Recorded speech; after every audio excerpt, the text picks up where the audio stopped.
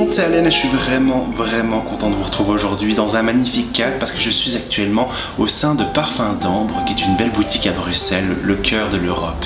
Donc du coup, je vous mettrai les informations juste en dessous en description. Et aujourd'hui, on se retrouve pour une vidéo plus que particulière.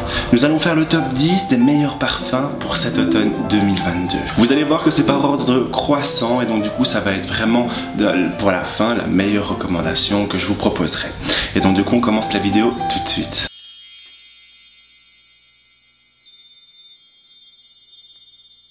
Nous sommes en automne. L'automne, c'est quoi? On annonce l'arrivée de l'hiver. C'est les arbres qui se dénudent peu à peu de leurs feuilles. C'est également les animaux qui se préparent à émigrer, voire même à hiberner de nos comtés. Il y a même le vent qui se rafraîchit tout doucement, et ainsi que le prolongement de la nuit. C'est l'occasion justement de porter des parfums cuirés, chaleureux, voire irisés, voire même aromatiques. On peut même se permettre certaines touches de oud. Vous allez voir que dans la sélection, il y a une différente variation de parfums qui pourront plaire au grand nombre de personnes et qui sont vraiment la crème de la crème en matière de parfumerie de niche. Juste avant ça, je voulais également vous préciser que je me suis parfumé, en tout cas cet automne et l'automne dernier, de la brume oud de la closerie des parfums. C'est une brume, donc du coup on est parti sur une concentration très légère, hein, mais en tout cas ça valait vraiment la peine. Je voulais vraiment le mettre à l'honneur parce que je trouvais vraiment que une brume oudée parfumée d'épices, c'est vraiment quelque chose d'exceptionnel. On commence tout de suite par le numéro 10 qui est l'Iris Shot de Olfactive Studio. Donc là nous allons voir que nous sommes partis sur un beau bouquet de cardamome, d'épices, d'iris, d'aldéhyde qui va lui conférer ce côté aldéhyde et volumineux. Mais également ce poivre rose de Madagascar avec cet absolu de bourgeon de cassis à la française qui va venir justement donner ce côté pétillant, rafraîchissant, mais en même temps ce côté piquant. Puis nous allons voir au cœur de la concrète d'iris qui va lui donner un côté légèrement violacé avec justement cette ambre, mais surtout ce qui est exceptionnel, c'est cette amande et aussi l'originalité de cette fragrance, c'est bien sûr la carotte française parce qu'on a incorporé un légumineux dans un parfum qui donne vraiment un choc électrique qui fait vraiment à la fois une peau de velours et c'est ce que j'aime beaucoup. Et bien sûr en note de fond nous allons trouver du vétiver d'Aïssi avec de l'ambroxan et du cèdre de Virginie qui va venir propulser cette fragrance et lui donner un côté beaucoup plus puissant et surtout cette longue tenue. En 9e position, nous avons un parfum de chez Perry Monte Carlo qui est le vanille de Tahiti. Donc là, nous sommes vraiment partis sur un bel accord de vanille sèche. On est vraiment parti sur quelque chose de baumé, d'enivrant, avec une douceur progressive qui va vers un côté moelleux. Donc pour moi, c'est vraiment une valeur sûre si maintenant vous aimez les parfums très chaleureux, cocooning, parce qu'on va retrouver notamment du musc blanc qui est dessus. Et donc du coup, vraiment, si vous aimez aussi les parfums longue tenue, à la limite de la concentration extrait de parfum, c'est vraiment la recommandation à adopter pour cet automne. Nous allons passer à la 8e fragrance qui vient de chez Lubin et c'est le Upper Ten. Donc là nous sommes partis sur un boisé aromatique où justement va s'entremêler du santal. Ce santal va venir s'accueillir au cœur un côté cuiré, limite animal, mais tout en évanescence d'herbes de Provence. C'est ça qui est magnifique. On va retrouver également du cèdre et du bois de genévrier.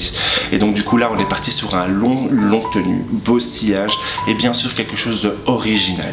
En 7e position, nous avons le Moula Moula rouge extrême de chez Byron. Alors là, c'est une explosion de fruits rouges et également de gourmandise. Parce que va s'entremêler vraiment ce caramel. Mais ce caramel va venir s'intensifier avec un accord de oud.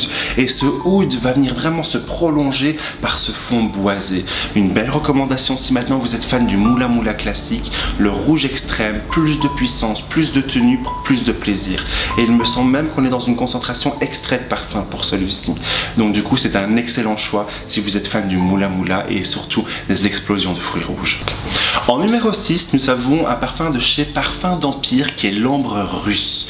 Alors là, vous allez voir qu'on est parti sur totalement de l'originalité pour cet automne avec un accord de vodka. Cette vodka va nous donner vraiment ce zeste de réveil matin. C'est vraiment un choc électrique où va s'entremêler un accord de champagne.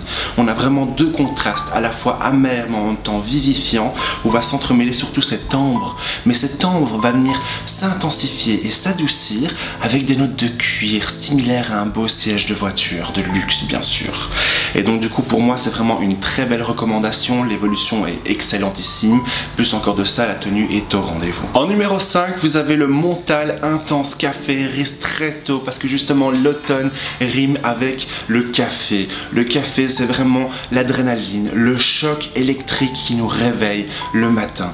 Et donc du coup un bon café à siroter, parce qu'on va retrouver notamment de la vanille mais également un accord de café torréfié extrait au CO2, ce qui est absolument magnifique parce que ça nous assure une longue tenue et surtout, oh là là, le côté ambré et vanillé que va laisser ce sillage est juste incroyablement énigmatique. Moi en tout cas j'ai reçu énormément de compliments et c'est vraiment la recommandation, c'est l'un de mes parfums préférés d'ailleurs personnellement, c'est l'une des recommandations que je vous préconise à l'arrivée de cet automne. En numéro 4, nous allons partir sur le Mona di Orio, donc du coup qui est la fragrance Suède de Suède. Là nous avons vraiment un daim cuiré mais très doux. On ressent vraiment ces notes de daim parce que justement le parfumeur a voulu créer cet esprit de chalet suédois, vous savez, où il y a le feu de bois et on se blottit sur une peau de renne. Et donc du coup on ressent vraiment ce côté daim velours. Et je trouve que pour l'automne c'est juste magnifique et parfait. En troisième position nous avons une fragrance de chez Mataha et c'est l'Escapade Gourmande. Donc là on est parti sur un extrait de parfum qui m'a absolument séduit si vous aimez énormément la gourmandise.